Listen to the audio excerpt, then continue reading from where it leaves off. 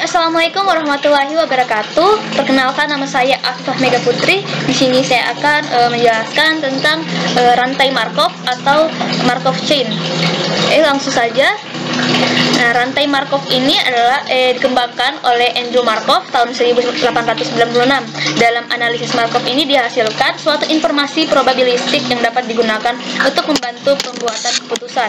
Nah, rantai Markov ini adalah suatu metode yang digunakan untuk mengidentifikasikan variabel-variabel pada masa sekarang yang didasarkan pada variabel-variabel di masa lalu sehingga didapatkan perkiraan kemungkinan variabel tersebut di masa yang akan datang.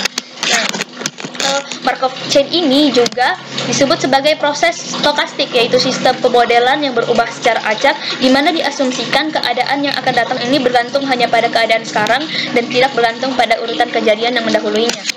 Adapun fungsi-fungsinya yaitu sebagai tools untuk memperkirakan perubahan-perubahan yang kemungkinan akan terjadi di waktu yang akan datang. Nah, selain itu juga untuk menganalisis kejadian-kejadian di waktu-waktu mendatang secara sistematis. Selanjutnya, yang kedua, saya analisa rantai Markov. Jadi ini adalah suatu metode yang mempelajari sifat-sifat suatu variabel pada masa sekarang yang didasarkan pada sifat-sifatnya pada masa lalu dalam usaha menafsir sifat-sifat variabel tersebut di masa yang akan datang. Nah, analisis Markov ini adalah suatu teknik matematik untuk peramalan perubahan pada variabel-variabel tertentu berdasarkan pengetahuan dari perubahan sebelumnya. Baik, selanjutnya. Nah, ini aplikasi. Jadi, Markov chain ini dapat digunakan untuk membantu membuat keputusan dalam bisnis dan industri, seperti ganti merek, hutang piutang, operasi mesin, analisis, pengawasan, dan lainnya. Nah, informasi ini yang dihasilkan tidak mutlak menjadi suatu keputusan, karena sifatnya yang hanya memberikan bantuan dalam proses pengambilan keputusan. Oke, selanjutnya, contoh kasus. Pada suatu kota kecil terdapat dua pasar swalayan, W dan L. Diasumsikan setiap pembeli di kota tersebut melakukan kunjungan belanja 1 kali per minggu. Dalam sembarang minggu, seorang pembeli hanya berlanja di toko W atau di L saja, dan tidak di keduanya.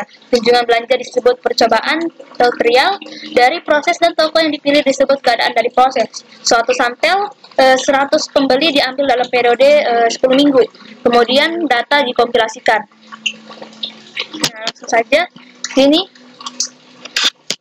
Nah, dapat dilihat ya, dalam menganalisis data ini terlihat bahwa dari seluruh pembeli yang belanja di toko W ini dalam 1 minggu itu 90% tetap berbelanja di toko W, dan pada minggu berikutnya itu 90% tetap belanja di toko W, dan pada minggu berikutnya sehingga sisanya berbelanja di toko L.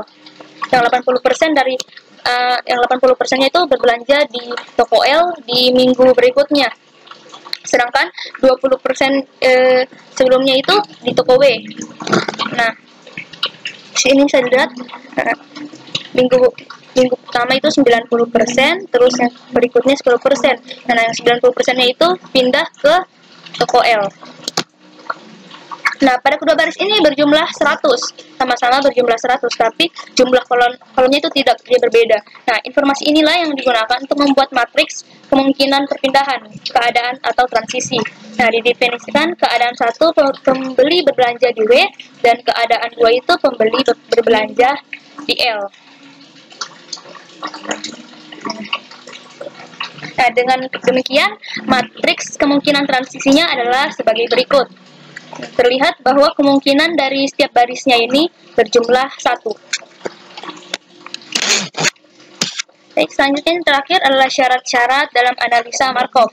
Nah, jumlah probabilitas transisi untuk suatu keadaan awal dari sistem sama dengan 1. Nah, probabilitas tersebut berlaku untuk semua partisipan dalam sistem.